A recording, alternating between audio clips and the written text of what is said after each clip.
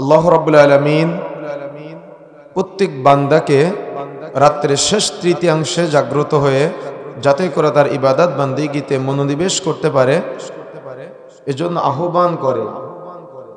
রাসূলুল্লাহ সাল্লাল্লাহু আলাইহি ওয়াসাল্লাম বলছেন, কুল্লা লাইলাতিন ইলাস সামাঈদ দুনিয়া, প্রত্যেক রাতের শেষ তৃতীয়াংশে আল্লাহ দুনিয়ার আসমানে নেমে আসেন, এসে বলতে থাকে, বান্দা কে আছো? আমার কাছে ক্ষমা চাও, আমি তোমাকে ক্ষমা করে দিব। কে আছো? আমার কাছে কিছু আহ্বান করো, আমি তোমার আহ্বানে সাড়া দিব। কে আসো? আমার কাছে কিছু চাও, আমি তোমাকে সেটা দান করব। রজনী গভীর হলে ডাকো তুমি মায়া ভরে, আই বান্দা ফিরে আয়, আই বান্দা ফিরে আয়। যা কিছু প্রয়োজন করে শুধু নিবেদন, হাত ভরে নিবি যদি আয়, হাত ভরে নিবি যদি আয়। রজনী গভীর হলে ডাকো তুমি মায়া ভরে, আই বান্দা ফিরে আয়, আই বান্দা ফিরে আয়। রব্বি করিম তুমি, করুণার আধার তুমি, তুমি ছাড়া নাই কেহ নাই। আল্লাহ ছাড়া কেউ আছে আমাদের? আল্লাহ ছাড়া কেউ নাই। তিনি হলেন রব্বি করিম, কিন্তু সেই রবকে আমরা চিনতে পারি নাই, আমাদের স্রষ্টাকে আমরা চিনতে পারি নাই।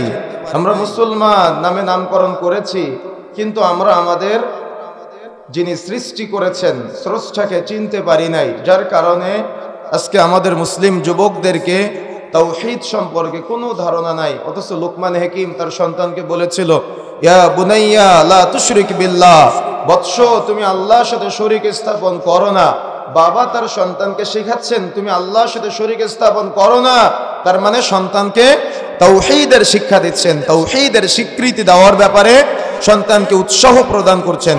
কিন্তু দুঃখজনক হলো সত্য যে আজকে আমাদের সমাজের মানুষ তাদের সন্তানদেরকে তাওহীদের শিক্ষাগুলা দিতে চায় না বা প্রচার করতে চায় না। বরং তাওহীদের বক্তব্য যদি কোথাও হয় তাহলে পরবর্তী দিন চায়ের দোকানগুলোতে সমালোচনা হয় যে হুজুরের বক্তব্য কিছুই বুঝলাম না, হুজুর তো সরুতাল দিয়ে কিছু বলে নাই, বরং কি যেন বলে গেল কিছুই বুঝলাম না। কিন্তু আপনি কি জানেন, যদি আপনার তাওহীদের জ্ঞান না থাকে তো সালাত আদায় করে কোনো লাভ হবে না, সিয়াম পালন করে কোনো লাভ হবে না, যাকাত আদায় করে কোনো লাভ হবে না, দান সাদাকা করে কোনো লাভ হবে না। এই জন্য তাওহীদের জ্ঞান, তাওহীদের ইলম অর্জন করা অত্যন্ত জরুরি। যদি আপনি তাওহীদের জ্ঞান, তাওহীদের ইলম অর্জন করতে না পারেন তাহলে আপনি রবের নিকটবর্তী নৈকট্যশীল বান্দাদের অন্তর্ভুক্ত হতে পারবেন না। এই জন্য বিশেষ করে তাওহীদ উলুহিয়্যা, তাওহীদ রুবুবিয়্যা এবং তাওহীদ আসমা ও সিফাতের জ্ঞান অর্জন করা অত্যন্ত জরুরি।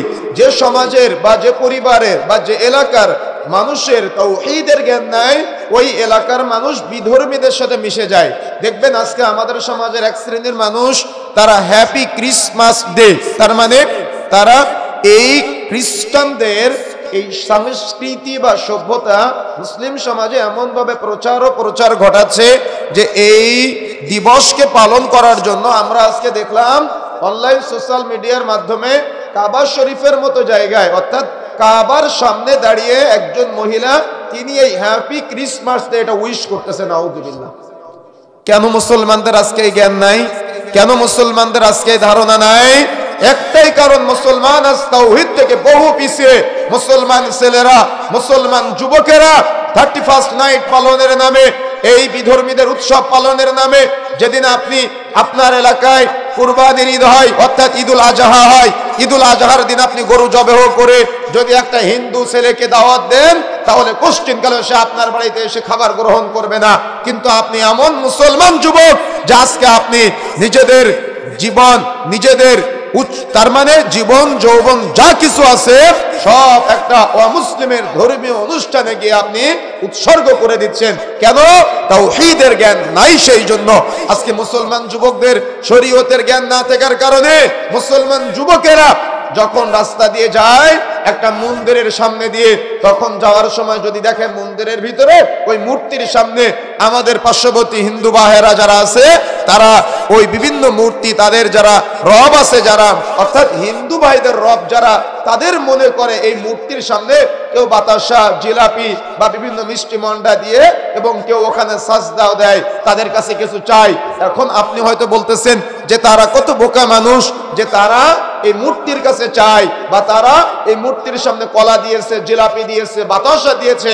কিন্তু মুসলমান যুবকদের আজকে তাওহীদের জ্ঞান না থাকার কারণে হিন্দুরা তো হাত পাওয়ালা মূর্তির সামনে বাতাসা নেয়, হিন্দুরা তো হাত পাওয়ালা মূর্তির সামনে জিলাপি, কলা বা এগুলা দেয় বা ফুল চলায়। কিন্তু মুসলমান যুবকদের বা যুবতীদের আজকে তাওহীদের জ্ঞান না থাকার কারণে কোন একটা পর্যায়ে চাকরি বাকরি পাওয়ার পরে চাকরির ভয়ে বা দেখা যাচ্ছে দুনিয়াবি কোনো কারণে তারা আজকে তিনটা খাম্বার সামনে স্মৃতিসৌধর নামে, শহীদ মিনারের নামে, বা দেখা যাচ্ছে ওই স্মৃতিসৌধ, শহীদ মিনার, শিখা চিরন্তন, শিখা অনির্বাণ, এগুলোর নামে যে আমাদের সমাজে এই যে খাম্বা পূজায় আজকে আমাদের সমাজের যুবক এবং যুবতীরা জড়িয়ে যাচ্ছে, এর যতগুলি কারণ আছে তার অন্যতম একটা কারণ হলো তাওহীদের জ্ঞান না থাকা।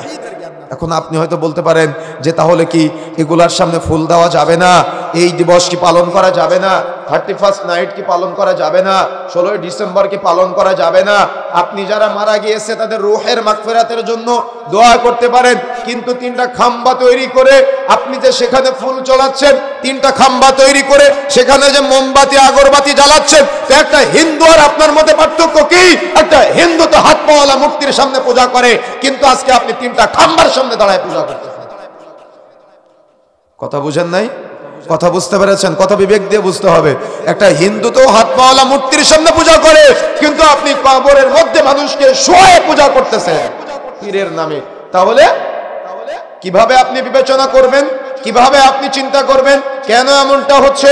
মুসলমানদের আজকে তাওহীদের জ্ঞান না থাকার কারণে, শরীয়তের জ্ঞান না থাকার কারণে, আল্লাহর সাথে সম্পর্ক না থাকার কারণে মুসলমানরা আজ এই ধ্বংসলীলায় মেতে উঠেছে। অর্থাৎ নিজেদের জীবন, যৌবন যা কিছু আছে সব শিরকিয়াতের মধ্যে ঠেলে দিয়ে আজকে মুসলমান যুবকেরা এই ধরনের নষ্টামি, নোংরামি, 31st নাইটের নামে আগামী 31 অর্থাৎ এই যে ডিসেম্বর মাসের শেষ 31 তারিখ রাত এবং জানুয়ারির 1 তারিখ, এই যে দিবাগত রাত 12টার সময় এই দিন সবাই পটকা ফোটানোর নামে, বাজি ফোটানোর নামে, বাদ্যযন্ত্রের আয়োজনের নামে, গান বাজনার আয়োজনের নামে আজকে আমাদের সমাজের যুবক যুবতীরা যে নষ্টামি, নোংরামিতে মেতে উঠেছে, আমি মনে করি এরকম আল ইনসাফ ফাউন্ডেশনের মতো যত ফাউন্ডেশন বাংলাদেশে আছে, এদের উচিত যারা এই নর্তকী নষ্টামির আয়োজন করে, গান বাজনার আয়োজন করে, এই দিন তাওহীদের প্রচার করা উচিত, অন্তত এগুলোর বিরোধিতা করার জন্য। কথা বুঝতে পেরেছেন? কিন্তু দুঃখজনক হলো সত্য যে আজকে আপনার ছেলেটা আপনার সামনে এই 31st নাইটের নামে, আপনি ছেলেটা একটা মেয়ের সাথে পার্কে চলে যায়, পিকনিকে চলে যায় কক্সবাজারে, আপনার মেয়েটা একটা ছেলের সাথে বা দেখা যাচ্ছে স্কুলের বিভিন্ন বন্ধু বান্ধবীদের সাথে বিভিন্ন শিক্ষা সফরে চলে যায়, শিক্ষা সফর থেকে বাড়িতে আসার পরে তার সাথে আর একটা সন্তান সাথে করে নিয়ে চলে আসে। এই যে এইগুলা চলছে, এগুলা কাদের সন্তান? এগুলা আপনাদেরই সন্তান, এগুলা আমাদেরই প্রতিবেশী। সুতরাং যদি আমরা সতর্ক না হই, তাওহীদের জ্ঞান অর্জন না করি, তাহলে কিন্তু এই সমাজ পরিবর্তন হওয়া সম্ভব নয়। এই জন্য আজকে যারা আয়োজন করেছেন আল ইনসাফ ফাউন্ডেশনের যে যুবক ভাইরা, আপনাদেরকে সেই উমারের মতো অগ্রগামী ভূমিকা পালন করতে হবে। উসমান রাদিয়াল্লাহু তাআলা আনহু, আলী রাদিয়াল্লাহু তাআলা আনহু, খালিদ বিন ওয়ালিদের মতো অগ্রগামী ভূমিকা পালন করতে হবে এই সমাজে ইসলাম প্রতিষ্ঠার জন্য, শরীয়ত প্রতিষ্ঠার জন্য। সুতরাং এটাকে মন্দভাবে দেখার কিছু নাই। এই দিন প্রচারের জন্য যদি সমাজের মানুষ গান বাজনার আয়োজন করতে পারে, তাহলে যারা মসজিদ কমিটির দায়িত্বশীল এবং এলাকার মুরব্বীরা আছে, আমি তো মনে করি আজকে যে তাফসীরের আয়োজন করেছে এটার জন্য তারা সম্মাননা পদক পাওয়া দরকার। কথা বুঝতে পেরেছেন? অন্য এলাকার যুবকেরা গান বাজনার আয়োজন করে, কনসার্টের আয়োজন করে, বা দেখা যাচ্ছে ওই ইত্যাদি অনুষ্ঠানের আয়োজন করে, বিভিন্ন রকম গান বাজনার আয়োজন করে, নর্তকের আয়োজন করে, আরো কত রকম নাম আছে আপনারা ভালো ভালো জানেন, আমাদের ব্রেনে এগুলা নাই। কিন্তু আপনার এলাকার যুবক ছেলেরা মানুষকে তাওহীদের শিক্ষা দিতে চায়, শরীয়তের শিক্ষা দিতে চায়, দ্বীন ইসলামের শিক্ষা দিতে চায়। এর চাইতে উত্তম আর কি হতে পারে? আপনি কি জানেন, আপনি যখন এখানে এসেছেন না, আপনারা কিসে করে এসেছেন? পায়ে হেঁটে এসেছেন, তাই না? এই যে আপনি পায়ে হেঁটে এসেছেন, কেন এসেছেন? কিসের জ্ঞান অর্জন করার জন্য বলেন তো? কিসের জ্ঞান?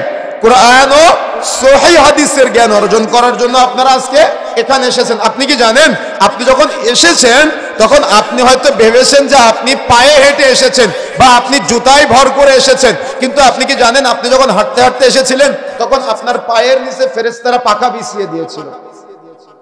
সুবহানাল্লাহ। আপনি বুঝেন নাই, তাই না? বুঝবেন কিভাবে? নিয়ত যে নাই অন্তরে, যে কোরআন শুনতে হবে, হাদিস শুনতে হবে, আমল করতে হবে, দ্বীনের জ্ঞান অর্জন করব।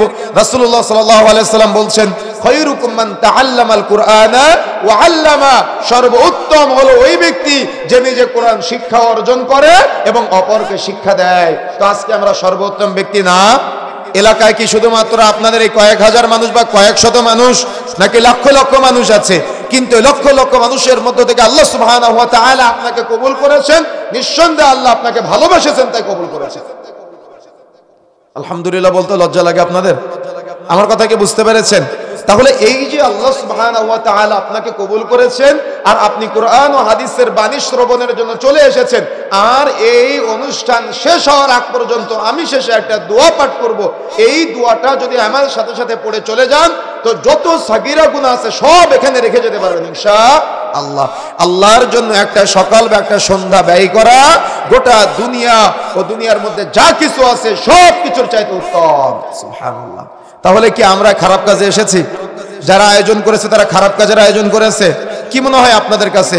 সুতরাং প্রিয় বন্ধুরা আমার, যে কথা বলতে চাচ্ছিলাম, মনে রাখার চেষ্টা করতে হবে আমাদের পরিবারে, আমাদের সমাজে, আমাদের রাষ্ট্রে তাওহীদ প্রতিষ্ঠা ছাড়া মানুষের মাঝে বিবেক সম্পূর্ণ মানুষ খুঁজে পাওয়া অনেক দুষ্কর হয়ে যাবে।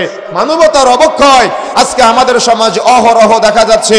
এজন্য সর্বাবস্থায় যারা অভিভাবক শ্রেণীর আছেন আপনাদেরকে একটু সতর্ক হতে হবে। কথা বুঝতে পেরেছেন? যারা অভিভাবক শ্রেণীর আছেন আপনাদেরকে একটু সতর্ক হতে হবে সন্তান লালন পালন করার জন্য। কেন জানেন? যখন মায়ের পেট থেকে বাচ্চা দুনিয়াতে আসে, আসার সময় বাচ্চা কান্না করে না? কথা বলতে হবে, কান্না করে কি করে না? কেন কান্না করে আপনি কি জানেন?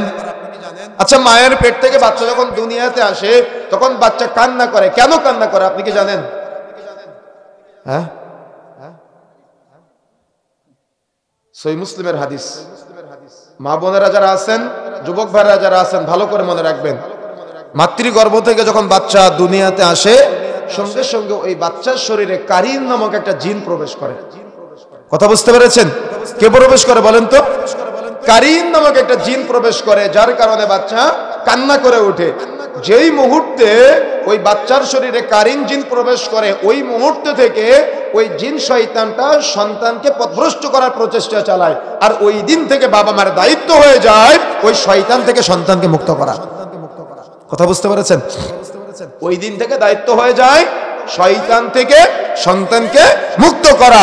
কিন্তু বাবা মা যদি দায়িত্ব অবহেলা করে তাহলে তো সমাজে চুলের মধ্যে উদ্ভট কাটিং দেওয়া ছেলে মেয়ের প্রবণতা বেড়ে যাবে। বাবা মা যদি দায়িত্ব অবহেলা করে তাহলে বেনামাজি সন্তানের প্রবণতা বেড়ে যাবে।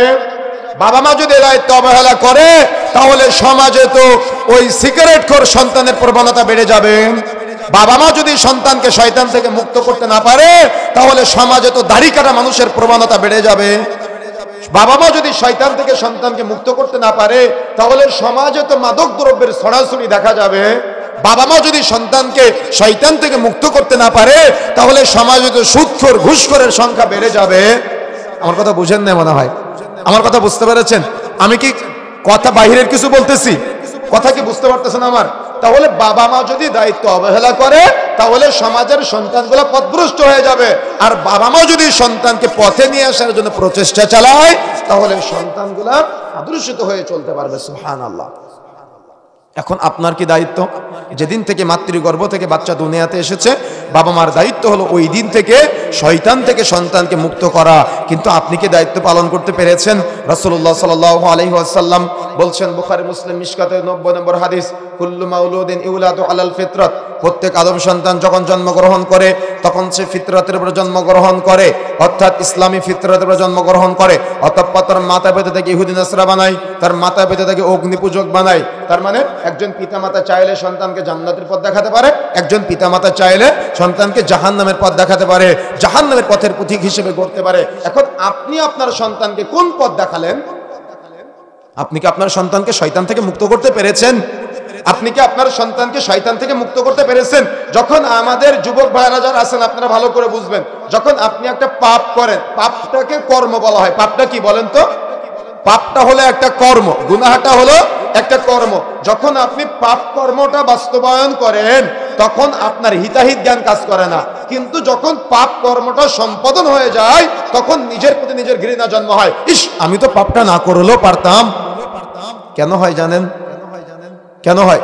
যখন আপনি পাপ কর্মটা বাস্তবায়ন করেন তখন আপনার ওই জিন শয়তান ওয়াসওয়াসা দিয়ে আপনার ওই অনুভূতিটা নষ্ট করে দেয়। কথা বুঝতে পেরেছেন? বা পাপের প্রতি আপনার আগ্রহ, অনুগ্রহ, পাপের প্রতি আপনার আকাঙ্ক্ষা বৃদ্ধি করে দেয়, যার কারণে আপনি ওই পাপটাকে পাপ মনে করেন না, গুনাহ মনে করেন না। কিন্তু যেই মুহূর্তে পাপটা সংগঠিত হয়ে যায় ওই মুহূর্তে আপনার নিজের প্রতি নিজের ঘৃণা জন্ম হয়। কেন?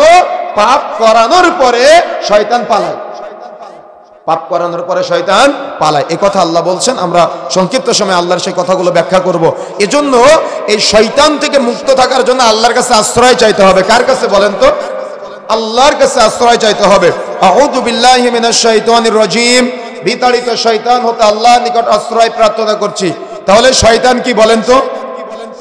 শয়তান কি? শয়তান কি? হ্যাঁ, আমি একটা শব্দ যুক্ত করেছি তো, বিতাড়িত। শয়তান কি? বিতাড়িত। এখন আপনি যদি শয়তানের বান্দেগি করেন তাহলে আপনি কি হবেন? কথা বুঝতেছেন না আপনারা? আপনি যদি শয়তানের গোলামি করেন তা আপনি কি হবেন? আপনিও বিতাড়িত হবেন। তাহলে বিতাড়িত শয়তান থেকে আল্লাহর কাছে আশ্রয় চাচ্ছি। বিসমিল্লাহির রহমানির রহিম, পরম করুণাময় অসীম দয়ালু আল্লাহর নামে শুরু করছি। কুল আউযু বিরাব্বিন নাস, কুল আউযু, আমি আশ্রয় চাচ্ছি, বিরাব্বিন নাস, মানুষের রবের নিকট, মানুষের রবের নিকট আশ্রয় চাচ্ছি। কিসের আশ্রয় চাচ্ছি আমরা একটু পরে আলোচনা করতেছি। তবে নিসবাত যেদিকে করা হচ্ছে সেটাও গুরুত্বপূর্ণ বিষয়, আর যে বিষয়কে কেন্দ্র করে নিসবাত করা হচ্ছে তাহলে সেটা কত গুরুত্বপূর্ণ বিষয় যেখানে আল্লাহর সিফাত বর্ণনা করা হচ্ছে। যে মানুষের রবের নিকট আশ্রয় চাচ্ছি, আমরা এই রব হিসেবে আল্লাহকে মানি, এতটুকু ঠিক আছে। কিন্তু তার পরের আয়াতে আল্লাহ বলছেন মালিকিন নাস, মালিকি ইয়াউমিদ্দিন। সূরা ফাতিহার মধ্যে আমরা পড়ি না মালিকি ইয়াউমিদ্দিন, আল্লাহ বিচার দিবসের মালিক। আর সূরা নাসের মধ্যে আমরা পড়ি মালিকিন নাস, তার মানে আল্লাহ হলেন মালিক, আল্লাহ হলেন অধিপতি। তার মানে আল্লাহকে মালিক হিসেবে, আল্লাহকে অধিপতি হিসেবে স্বীকৃতি দেওয়া। বাংলাদেশের মানুষ বা যুবকেরা বা মুরব্বীরা আল্লাহকে রব হিসেবে মানে, ভাবে এতটুকু যে আল্লাহ সৃষ্টি করেছে, কিন্তু আল্লাহকে মালিক হিসেবে মানে না। কথা বুঝতে পারেন না মনে হয়? আল্লাহকে মালিক হিসেবে মানে না। তারপরে রাত আমরা বলি ইলাহিন নাস, আল্লাহ কি? আল্লাহ হলেন ইলাহ। কিন্তু বাংলাদেশের অধিকাংশ যুবক আল্লাহকে ইলাহ হিসেবে মানে না, অধিকাংশ যুবতী আল্লাহকে ইলাহ হিসেবে মানে না। তারপরে প্রথম তিনটা আয়াতে আমরা আল্লাহর তিনটা সিফাত পেলাম। এক, আল্লাহ হলেন রব। দুই, আল্লাহ হলেন মালিক। তিন, আল্লাহ হলেন ইলাহ। এখন বাংলাদেশের মানুষ আল্লাহকে রব হিসেবে মানে, কিন্তু আল্লাহকে পালন কর্তা হিসেবে মানে না। যার কারণে দেখবেন রাস্তা দিয়ে অনেকগুলো ট্রাক গেলে ওই ট্রাকের নিচে একটা জুতা ঝোলানো থাকে, স্যান্ডেল ঝোলানো থাকে, দেখেছেন না? বাসের নিচে স্যান্ডেল ঝোলানো থাকে। কেন ঝোলানো থাকে? তারা মনে করে যদি স্যান্ডেলটা ঝোলানো থাকে তাহলে অ্যাক্সিডেন্ট হবে না। বাস যখন মাজারের পাশ দিয়ে যায় বা গাড়ি যখন মাজারের পাশ দিয়ে যায়, যাওয়ার সময় 4 আনা 1 টাকা 2 টাকা 5 টাকা মাজারের দান বক্সে দেয়। কেন? অমুক বাবার ওসিলায় অ্যাক্সিডেন্ট হবে না। কি যুবকরা আজকে ধারণা করে না? কোন একটা বাচ্চা প্রসাব করতেছে, প্রসাব করলে সঙ্গে সঙ্গে মা নিয়ে চলে যায় অমুক কবিরাজের কাছে। কবিরাজের কাছে গেলে কবিরাজ একটা তাবিজ দিয়ে দেয়, হাতে ঝুলাই রাখে, ভাবে এই তাবিজ থেকে প্রসাব বন্ধ করে দিবে রাত্রে। কি চলতেছে না আমাদের সমাজে এগুলা? তাহলে বাংলাদেশের মানুষ শুধু আল্লাহকে রব হিসেবে মানে বলতে আল্লাহ সৃষ্টি করেছেন এতটুকু জানে, কিন্তু আল্লাহকে রিজিক দাতা হিসেবে মানে না, আল্লাহকে মালিক হিসেবে মানে না, আল্লাহকে ইলাহ হিসেবে মানে না, আল্লাহকে পালনকর্তা হিসেবে মানে না, বা একক ইবাদতের হকদার হিসেবে বাংলাদেশের অধিকাংশ মানুষ আজকে আল্লাহকে মানে না। যুবকরা তো আজকে আল্লাহকে চিনেই না, চিনে না, এমনিতেই বলে তোমার সৃষ্টি করেছে কে আল্লাহ, এতটুকু জানে, কিন্তু সে আসলে আল্লাহকে চিনে না। যদি আপনি আল্লাহকে দুনিয়াতে না চিনেন, তো কবরে যখন আপনাকে প্রশ্ন করা হবে আমার রব্বুকা, তোমার রবকে, আপনি বলবেন হা হা লা আদরি, আমি তো আমার রবকে চিনি না। কি কথা বুঝেন না মনে হয়? দুনিয়াতে আপনি আপনার আল্লাহকে চিনেন? চিনেন আপনি? আমি যদি এখন আপনার কাছে প্রশ্ন করে হাত উঠাবেন, বলেন তো তাওহীদ উলুহিয়ার সংজ্ঞা কয়জন জানেন? তাওহীদ রুবুবিয়্যার সংজ্ঞা কয়জন জানেন? তাওহীদ আসমা সিফাতের সংজ্ঞা কয়জন জানেন? এখন আপনি তো একজনের হাত উঠালেন না। যদি আপনি এই তাওহীদ উলুহিয়্যা রুবুবিয়্যা আসমা সিফাতের জ্ঞান না অর্জন করতে পারেন, তো মৃত্যুর পরে আপনি কিভাবে বলবেন রব্বি আল্লাহ, আমার রব আল্লাহ? কিভাবে বলবেন আপনি? জ্ঞান অর্জন করতে হবে না? নাকি শুধু ধান লাগাবেন আর দেখা যাচ্ছে ইনকাম করবেন, উপার্জন করবেন, আর বাথরুম করবেন, আর খাওয়া দাওয়া করবেন, আর মরে যাবেন? কেন পাঠিয়েছেন আল্লাহ আপনাকে দুনিয়াতে? পৃথিবীতে আমরা এমন আজব জাতি, পৃথিবীতে আমরা এমন আজব জাতি যে আমরা যে দুনিয়াতে এসেছি আমাদের আশাটা পরীক্ষা। তার মানে আমাদের যে আল্লাহ পাঠিয়েছেন ইবাদতের জন্য, এটা পরীক্ষার মধ্যে আসি, আর আমরা এমন একটা পরীক্ষা দিচ্ছি যে পরীক্ষার প্রশ্নপত্রগুলো আমরা সবাই জানি, এই প্রশ্নের উত্তর কি সেটাও আমরা জানি। জানি না? প্রশ্নগুলো জানেন না আপনারা? প্রশ্নের উত্তরগুলো কি সেটাও জানেন না, কিন্তু প্রশ্নগুলোও জানেন, প্রশ্নের উত্তরগুলোও জানেন। কিন্তু এই প্রশ্ন জানার পরেও, প্রশ্নের উত্তর জানার পরেও 1999 জন ব্যক্তি আবার জাহান্নামে যাবে, বা 1999 জন ব্যক্তি আবার ফেল করবে। তাহলে প্রশ্ন জানলাম, উত্তর জানলাম, কিন্তু আবার 999 জন ফেল করতেছে, কিন্তু জিততেছে কয়জন? একজন। তাহলে আমরা কোনজন হতে চাই? একজন হতে চায়। এখন আপনি হয়তো বলতে পারেন সমাজের সব মানুষ ওই আমলটা করে, ওইটা করে, তাহলে কি ওটা ঠিক না? তারা কি ভুল করতেছে? কি কথা আসতে পারে কিনা? কথা আসতে পারে না? এখন সমাজের সব মানুষ যদি ভুল করে, সেই আমল যদি কোরআন হাদিসের নিকটবর্তী না হয়, আর আপনি যদি কোরআন হাদিসকে ফলো করেন, তাহলে আপনি হবেন সেই একজন। কথা বুঝতে পেরেছেন? এই জন্য তাওহীদের জ্ঞান অর্জন করাটা অত্যন্ত জরুরি। আজকে মানুষের তাওহীদের জ্ঞান নাই, তাই কি করে জানেন? বাঙালিরা বিশেষ করে যখন আমরা মক্কা মদিনা সফরে যাই, তখন দেখি, আমরা দেখলাম মদিনায় দাঁড়িয়ে আছি, ওই বাঙালিরা তারা রাসূলের রওজার দিকে, কবরের দিকে ফিরে ওই হাত তুলে দোয়া করতেছে, আর সৌদি আরবের পুলিশেরা তারা হাত ঘুরায় কিবলার দিকে করে দেয়, কিন্তু বারবার ওরা রাসূলের দিকে চায়। আচ্ছা, রাসূল কি দিতে পারে? কথা বোঝেন না মনে হয়? রাসূলকে দিতে পারে। কেন তারা রাসূলের দিকে চায়? তাওহীদের জ্ঞান নাই তাই। কথা বুঝতে পেরেছেন? আজকে তাওহীদের জ্ঞান নাই, তাই বাংলাদেশের অধিকাংশ বক্তা, অধিকাংশ গায়ক তারা মদিনার ধুলা হতে চায়, মদিনার বাতাস হতে চায়, মদিনায় গিয়ে মাখো মাখো মদিনায় থাকতে চায় আজীবন, কিন্তু মদিনার ইলম নিতে কেউ চায় না। কথা কি বুঝতে পেরেছেন? দেখবেন মদিনার আকাশ, মদিনার বাতাস, মদিনার মাটি, মদিনার পানি, মদিনার মানুষ নিয়ে কত গান আছে, কিন্তু মদিনার ইলম যে অর্জন করতে হবে, মদিনার জ্ঞান যে অর্জন করতে হবে, এ ব্যাপারে যুবকদের মধ্যে কোনো আগ্রহ আমরা পাই না। মদিনার বাতাস দিয়ে কি হবে যদি মদিনার জ্ঞান অর্জন না করেন? মদিনার মাটি দিয়ে কি হবে যদি আপনি মদিনার ইলম অর্জন না করেন, মদিনার শিক্ষা অর্জন না করেন? এই জন্য মনে রাখার চেষ্টা করতে হবে আমাদের, শয়তান সবসময় আমাদের ওয়াসওয়াসা দেয়, পথভ্রষ্ট করার চেষ্টা করে। শয়তান এমন ভাবে ওয়াসওয়াসা দেয়, এই শয়তানের ওয়াসওয়াসাটা অনেক কঠিন। এই জন্য আল্লাহ সুবহানাহু ওয়া তাআলা তার 3টা সিফাত, গুণ বর্ণনা করে আমাদের বলছেন যে আল্লাহর কাছে যিনি রব, যিনি মালিক, যিনি ইলাহ, তোমরা সেই মালিক, সেই ইলাহ, সেই রবের কাছে আশ্রয় চাও। কি থেকে আশ্রয় চাও? মিন শাররিল ওয়াসওয়াসিল খান্নাস, খান্নাস থেকে আশ্রয় চাও। এখন খান্নাসটা কি? সূরা নাস মুখস্থ আছে না আপনাদের? এখন খান্নাসটা কি? আপনি বললেন যে মিন শাররিল ওয়াসওয়াসিল খান্নাস, অর্থাৎ আমরা মালিকের কাছে, রবের কাছে, ইলাহের কাছে আমরা খান্নাস থেকে আশ্রয় চাচ্ছি। এখন খান্নাসটা কি? খান্নাসটা হলো ওই যে বলেছিলাম না, যখন আপনি পাপ করেন, প্রত্যেকে নিজের সাথে মিলাবেন, যখন আপনি পাপ করেন তখন ওই পাপ করার সময় আপনার হিতাহিত জ্ঞান কাজ করে না, কিন্তু পাপ করার পরে যখন পাপ সংগঠিত হয়ে যায় তখন মনে হয় ইস, আমি যদি পাপটা না করতাম, তাই না? এটা কে করে জানেন? এটাই হলো খান্নাস। আর খান্নাসের ব্যাখ্যা হলো, আপনার কচ্ছপ চিনেন? কচ্ছপ, কচ্ছপ চিনেন না? আচ্ছা, কচ্ছপের মাথা ধরতে পারবেন কোনো সময়? কচ্ছপের মাথা ধরা যায়, কি করে সে? মাথা ধরতে গেলেই মাথা গুটিয়ে নেয়। তো খান্নাসটা হলো কচ্ছপের ন্যায়। অর্থাৎ আমি কিন্তু খান্নাস কচ্ছপকে বলি না, উদাহরণ দিচ্ছি কেমন চায়। তার মানে যখন ও পাপ কাজ সংগঠিত করায় আপনি তাকে ধরতে পারবেন না, ও সংগঠিত করার সাথে সাথে নিজেকে গুটায় নেয়। কথা বুঝতে পেরেছেন? এজন্য আল্লাহ বলছেন মিন শাররিল ওয়াসওয়াসিল খান্নাস। আমরা মানুষের রবের কাছে, মানুষের ইলার কাছে, মানুষের মালিকের কাছে এই খান্নাস থেকে আশ্রয় চাচ্ছি। এখন দেখেন, আল্লাযী ইউওয়াসবিসু ফি সুদুরিন নাস, সদর বুক, যে মানুষের অন্তরে কুমন্ত্রণা দেয়। অর্থাৎ যে জিন শয়তানটা, অর্থাৎ যে খান্নাস টাইপের জিন শয়তানটা মানুষের অন্তরে কুমন্ত্রণা দেয়, কুমন্ত্রণা দিয়ে মানুষকে পথভ্রষ্ট করে দেয়, মানুষ বোঝার চেষ্টা করে না। ওই যে কোন দিন থেকে শুরু করে বলেন তো? যেদিন মাতৃগর্ভ থেকে সে দুনিয়াতে এসেছে ওই দিন থেকে প্রচেষ্টা চালায়। কিভাবে প্রচেষ্টা চালায় জানেন? আমাদের শরীরে রক্ত চলাচল করে না শিরার সাথে? এই রক্ত যত দ্রুত চলাচল করে, এই রক্তের চাইতে দ্রুত এই খান্নাস টাইপের যে জিন আছে বা কারিন যে জিন আছে সে চলাচল করে, চলাচলের অনুমতি আছে তার। এই জন্য আল্লাহ রাব্বুল আলামিন আমাদের আশ্রয় চাইতে বললেন, আল্লাযী ইউওয়াসবিসু ফি সুদুরিন নাস, যে মানুষের অন্তরে কুমন্ত্রণা দেয় তার থেকে তোমরা আশ্রয় চাও। মিনাল জিন্নাতি ওয়ান নাস, এটা হতে পারে জিনদের মধ্য থেকে, এটা হতে পারে মানুষের মধ্য থেকে। এর দুইটা ব্যাখ্যা আছে। এক, মানুষ জিনের সঙ্গী হতে হতে হতে হতে ও জিন ওকে বশ করে ফেলে, ও কখনো পাপকে পাপ মনে করে না, গুনাহকে গুনাহ মনে করে না, অন্যায়কে অন্যায় মনে করে না, জুলুমকে জুলুম মনে করে না। অর্থাৎ ও পাপকে সহজলভ্য করে নিয়েছে।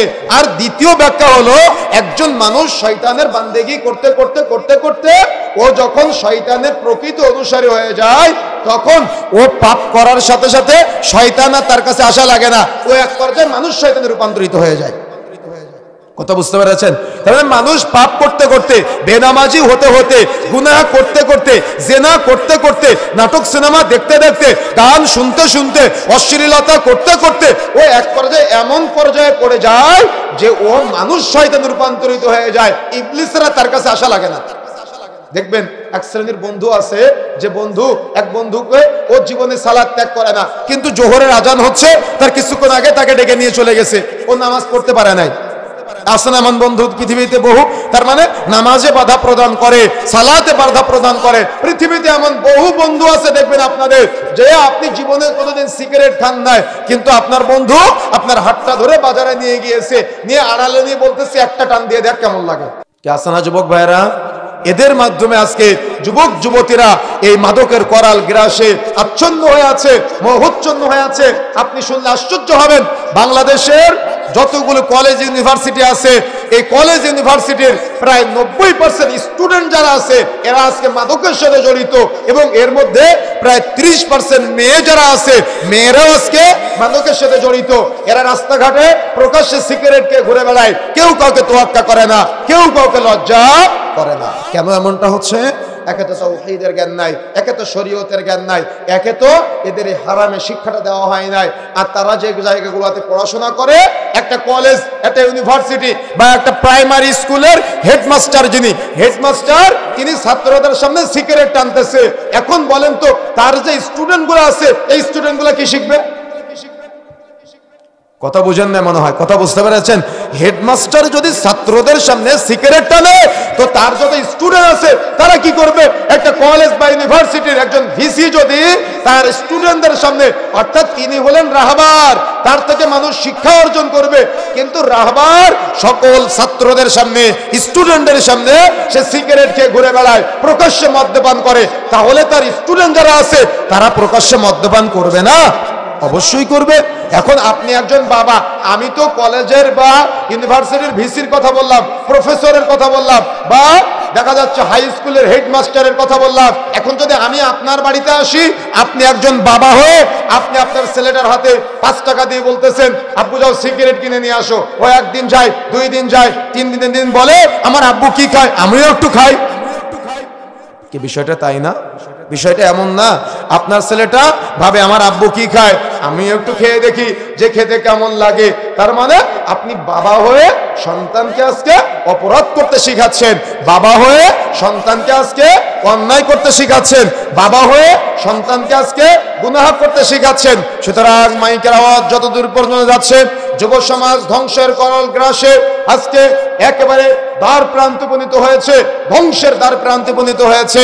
এ সমাজ ফিরিয়ে নিয়ে আসার জন্য অভিভাবক যারা আছেন তাদেরকে সতর্ক হতে হবে, যাতে করে আপনার অধীনস্থদের সামনে আপনি কখনো পাপ করতে না পারেন, গুনাহ করতে না পারেন, সেদিকে আপনাকে সর্বদা খেয়াল রাখতে হবে। তা না হলে আপনি অভিভাবক হয়ে যদি আপনার সন্তানের সামনে আপনি অপরাধ করেন, তাহলে আপনার সন্তানও অপরাধ করতে শিখবে। কেন? সে জানে আমার বাবা অপরাধ করে আমিও অপরাধ করব, আমার মা অপরাধ করে আমিও অপরাধ করব। তার মানে সে অপরাধ করবে, কিন্তু অপরাধকে অপরাধ মনে করবে না, গুনাহ করবে কিন্তু গুনাহকে গুনাহ মনে করবে না, অন্যায় করবে কিন্তু অন্যায়কে অন্যায় মনে করবে না। কেন? অন্যায় করতে শিখিয়েছে কে? তার বাবা। গুনাহ করতে শিখিয়েছে কে? তার বাবা। যেহেতু বাবা গুনাহ করতে শিখিয়েছে, সেহেতু বাবার সামনে অন্যায় করতে তার লজ্জা লাগে না। এজন্যই তো রাস্তা দিয়ে যখন আমরা যাই তখন আমরা দেখতে পাই একটা ছেলে সে চায়ের দোকান থেকে সিগারেট ধরাইছে, ধরানোর পরে ওর পাশে ওর বাবা দাঁড়িয়ে আছে, বাবাকে দাম দেয় না। আলেম ওলামা দাঁড়িয়ে আছে, তাকে দাম দেয় না। তার পাশে তার মা দাঁড়িয়ে আছে, তাকে দাম দেয় না। মুরব্বিরা দাঁড়িয়ে আছে, তাকে দাম দেয় না। ও কাউকে দাম দেয় না, ও সিগারেট খায় আর ও যার তার সামনে ধোয়া ছেড়ে দেয়। আচ্ছা, আপনার ছেলে আপনার মুখের দিকে ধোয়া মারে, তার মানে আপনার ছেলেকে আপনাকে দাম দেয়? কথা বুঝেন না মনে হয়? আপনার ছেলেকে আপনাকে দাম দেয়। কেন দাম দিবে? আপনি বাপ নির্লজ্জ, আপনি ছেলের সিগারেট ধরায় দেন আর আপনার ছেলে আপনার সিগারেট ধরায় দেয়। তো আপনি কিভাবে আপনার সন্তানকে তাওহীদের শিক্ষা দিবেন? লুকমান হাকিম তার সন্তানকে আল্লাহকে চিনাইছিল, আর আপনি আপনার সন্তানকে শয়তানকে চিনাইছেন। কথা কি বুঝতে পারতেছেন না? খারাপ লাগতেছে? খারাপ লাগলে দাওয়াত দিয়েন না পরবর্তীতে, কিন্তু কথা আপনাকে শুনতে হবে। কথা বুঝতে পেরেছেন? নির্লজ্জ বাবা, নির্লজ্জ সমাজ। আজকে আমাদের এই নির্লজ্জ সমাজ এমন জায়গায় পৌঁছে গিয়েছে, আপনি বাবা, বাবা হয়ে আপনি আপনার সন্তানকে বলতেছেন পাওনাদার বাড়িতে আসলে যে আব্বু বাহিরে গিয়ে বলো যে তোমার আব্বু বাড়িতে নেই, আপনি আপনার সন্তানকে মিথ্যা বলা শেখালেন। তাহলে আপনার সন্তান আপনাকে দাম দিবে? আপনার সন্তান আপনাকে ইজ্জত করবে? আপনার সন্তান আপনাকে মূল্যায়ন করবে? আপনার সন্তান আপনাকে দাম দিবে না, কোশ্চিন কালো দাম দিবে না। জীবনে আপনার সন্তান আপনাকে দাম দিবে না, মূল্যায়ন করবে না। কেন মূল্যায়ন করবে না? ও জানে ওর বাবা সুদখোর, ও জানে ওর বাবা জেনাখোর, ও জানে ওর বাবা মদখোর, ও জানে ওর বাবা সিগারেট খেয়ে ঘুরে বেড়ায়, ও জানে ওর বাবা প্রকাশ্যে সিনেমা দেখে, ও জানে ওর বাবা প্রকাশ্যে সালাত পরিত্যাগ করে। এজন্য ছেলেও নামাজ পড়ে না। কথা কি বুঝতে পেরেছেন? সুতরাং প্রিয় বন্ধুরা আমার, যে কথা মূলত আমি বলতে চাচ্ছিলাম সেটা হলো, এই যুব সমাজে ধ্বংসের করাল গ্রাসে আজকে আচ্ছন্ন হয়ে আছে। এই সমাজকে ফিরিয়ে নিয়ে আসার জন্য অভিভাবক শ্রেণীর যারা আপনারা আছেন, আপনাদেরকে অবশ্যই এগিয়ে আসার জন্য প্রচেষ্টা চালাতে হবে। যদি আপনারা এগিয়ে আসতে না পারেন, তাহলে এই সমাজ কিন্তু আগামী দিন আরো ধ্বংস হয়ে যাবে। এই জন্য কখনো এই সন্তানদের সামনে কোনো অপরাধে জড়াবেন না, কোনো ভুল করবেন না, কোনো অন্যায় করবেন না। বরং সন্তানদের সামনে এমন ভাবে থাকবেন যাতে করে আপনার সন্তান আপনাকে ইজ্জত করে। সে জানবে আমার বাবা পাপ করবে না, আমার বাবা নামাজ পড়ে 5 ওয়াক্ত, আমার বাবা কখনো হারাম ইনকাম করে না, আমার বাবা কখনো জুলুম করে না। কিন্তু সে জানে তার বাবা সুদখোর, সে জানে তার বাবা ঘুষখোর, সে জানে তার বাবা অন্যের জমির আইল কেটে ছোট করে নিজের জমি বড় করেছে, সে জানে যে তার বাবা তার বোনের জমি দখল করে, অর্থাৎ তার ফুফুর জমি দখল করে সন্তানের জন্য রেখে গিয়েছে। জীবনে কোনদিন আপনার সন্তান আপনাকে দাম দেবে না। কথা বুঝতে পেরেছেন? কেন আপনি আপনার সন্তানকে জমি চুরি করা শিখাইছেন? আজকে বক্তব্য দিতে আসার আগে মোবাইলে দেখলাম আপন 2 ভাই তারা জমি নিয়ে গন্ডগোল করেছে। গন্ডগোল করার পরে তাদের 2 ভাগে জমি, এই 2 ভাগে জমির মধ্যে মাঝখানে তার মায়ের একটা ঘর পড়েছে। ওই মায়ের ঘর দড়ি দিয়ে টানিয়ে হলেও বাবা মারা যাওয়ার পরে ওই মায়ের ঘরটাকে আলাদা করে দিচ্ছে। কেন? ওই মায়ের ঘরের মাঝখান দিয়ে তারা পাঁচিল দিয়ে দিবে। কার জন্য রেখে যাচ্ছি আপনি এগুলা? কার জন্য? আপনার সন্তান দেখতে পাচ্ছে যে আমার বাবা জমি চোর, আমার বাবা আমার ফুফুর জমি দখল করেছে, আমার বাবা আমার চাচার জমি ফাঁকি দিয়েছে, তাহলে জীবনে কোনদিন আপনার সন্তান আপনাকে মূল্যায়ন করবে? কখনো আপনার সন্তান আপনাকে মূল্যায়ন করবে না। এই জন্য সন্তান যাতে করে বুঝতে না পারে যে তার বাবা অপরাধী, অর্থাৎ সন্তানের সামনে কখনো কোনো অপরাধে জ্বলাবেন না। আপনার স্ত্রী কোনো একটা অপরাধ করলো, অপরাধ করার সাথে সাথে আপনি আপনার সন্তানের সামনে স্ত্রীকে একটা চড় লাগাই দিলেন বা লাঠি দিয়ে পিটালেন, বেল্ট দিয়ে পিঠায় নিজের পুরুষত্ব জাহির করলেন, আর আপনার স্ত্রী আপনার সাথে তর্কে জ্বলাচ্ছে। কি আছে না এমনটা সমাজে? সমাজে আছে না এগুলা? এরা মনে করে ব্যাপক বড়ত্ব জাহির করলাম, কিন্তু আপনার ছেলেটা শিখলো যে বিয়ের পরে বউ পিটাতে হবে, আর আপনার মেয়েটা শিখলো বিয়ের পরে স্বামীর সাথে তর্ক করতে হবে। কি তাই না বিষয়টা? তাহলে এই সমাজের মানুষ পরিবর্তন হবে কিভাবে? অভিভাবকরা যদি পরিবর্তন না হয়, অভিভাবকরা যদি গুনাহ করে, অভিভাবকরা যদি অন্যায় করে, তাহলে আপনারা আমাদের যতই বলেন না কেন যে হুজুর একটু এ ব্যাপারে বক্তব্য দেন, তো বক্তব্য দিয়ে কি হবে যদি আপনার অভিভাবকরা সতর্ক হতে না পারেন? বক্তব্য দিয়ে কি হবে যদি আমাদের সমাজের যারা মুরব্বী আছে বা সন্তানের পিতামাতা যারা আছে তারা যদি সতর্ক না হয়? তাহলে এই সমাজ পরিবর্তন হবে কিভাবে? পরিবর্তন হওয়া কি সম্ভব? কখনো সম্ভব না। ফজরের সময় আপনি ঘুমিয়ে থাকেন, তাহলে আপনার ছেলে নামাজি হবে ভাবলেন কিভাবে? জুমার দিন সবার শেষে আপনি মসজিদে যান, তাহলে আপনার ছেলে সবার আগে মসজিদে যাবে, আজানের আগে মসজিদে যাবে, আপনি এটা ভাবলেন কিভাবে? কখনো সম্ভব না। ও জানে যে আমার বাবা বেনামাজি, ও নামাজ পড়বে না, ওরও নামাজের গুরুত্ব নেই। ও জানে ওর মা বেপরদায় চলে, এজন্য মেয়েও বেপরদায় চলে। মেয়ে রাস্তাঘাটে যখন চলে তখন ও ওর না মাফলারের মতো করে দিয়ে চলে। কেন? ও জানে ওর মা পর্দা করে না, ওর বাবা পর্দার প্রতি কোনো আগ্রহ উদ্দীপনা নাই, ওর বাবা পর্দা করতে বলে না, এজন্য মেয়েও পর্দা করে না। ও ওর ইজ্জত শরীর যা কিছু আছে সব রাস্তার মানুষকে দেখায় বেড়ায়। কেন? ও জানে যে আমার বাবা আমার মায়ের সাথে সেলফি তুলে ফেসবুকে আপলোড করে, আমার বাবা আমার মাকে গোটা এলাকার মানুষের সম্পদ বানিয়েছে, তো আমিও জনগণের সম্পদ। কি তাই না? আমার কথা কি খারাপ লাগতেছে আপনাদের? কষ্ট লাগতেছে? বাস্তবতা আপনাকে মানতে হবে। যদি আপনি মানতে না পারেন তাহলে সমাজ পরিবর্তন করবেন কিভাবে? জুমার দিন খতিব সাহেব কত সুন্দর খুতবা দেয়, আর আপনার ছেলে শুধুকে জুমার নামাজ পড়ে খুতবা শোনে না, তাহলে আপনার অবস্থা কি হবে? আপনার ছেলের অবস্থা কি হবে? এজন্য আপনিও সুদখোর, আপনার সন্তানও সুদখোর, আপনিও ঘুষখোর, আপনার ছেলেটাও ঘুষখোর, আপনিও দাড়ি কাটেন, আপনার ছেলেও দাড়ি কাটে, সবাই একসাথে বসে পাপ করে জেনা করে। কেন? এরা এই ইলমি আলোচনাগুলোকে গুরুত্ব দেয় না, পরিবর্তন হতে চায় না। এই জন্য প্রিয় বন্ধুরা আমার, আমাদের সতর্ক হতে হবে, সাবধান হতে হবে। এ সমাজ পরিবর্তনের জন্য যারা অভিভাবক শ্রেণীর আছেন তওবা করে ফিরে আসতে হবে। সন্তানের সামনে এমনভাবে থাকতে হবে, রাস্তা দিয়ে যাচ্ছেন, একটা মোটরসাইকেলের সামনে মুরগি পড়েছে, হাঁস পড়েছে, আপনি মুরগির মালিককে খুঁজে বের করে তার ক্ষতিপূরণ দিবেন, তাহলে আপনার সন্তান বুঝবে যে আমার বাবা কত ভালো মানুষ। আর আপনি যদি পালায়ে যান তো আপনার সন্তান বুঝবে যে আপনার সন্তান কত খারাপ মানুষ, আপনার বাবা কত, তার বাবা কত খারাপ মানুষ, এটা সে বুঝবে। কথা বুঝতে পেরেছেন? এই জন্য সতর্ক হতে হবে, সাবধান হতে হবে। এমন কোন অপরাধ সন্তানের সামনে করবেন না যাতে করে সন্তানের সামনে মুখ দেখাতে আপনার লজ্জা লাগে। কথা কি বুঝতে পেরেছেন? এরাবিয়ান একজন দিনী ভাই, উনি ওনার সন্তানকে নিয়ে রাস্তা দিয়ে যাচ্ছে। আমি প্রায় মাহফিলে কথাটা বলতেছি আমাদের শিক্ষার জন্য।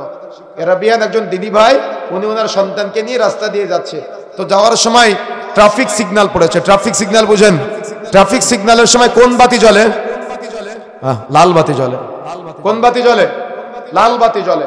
তো লাল বাতি জ্বলাকালীন সত্ত্বেও ওই পুলিশ নাই, ট্রাফিক পুলিশ নাই, উনি ওনার গাড়ি চালিয়ে চলে যাচ্ছে। কিন্তু সাথে কে আছে বলেন তো?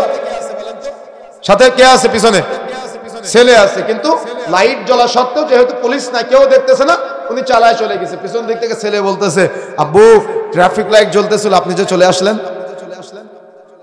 কথা কি বুঝতে পারতেছেন? কে বলেছে বলেন তো? ছেলে বলতেছে যে আব্বু ট্রাফিক লাইট জ্বলতেছে, আপনি যে চলে আসলেন। তখন বাবার ভিতরে গায়রত জাগ্রত হয়েছে, ব্যক্তিত্ব জাগ্রত হয়েছে।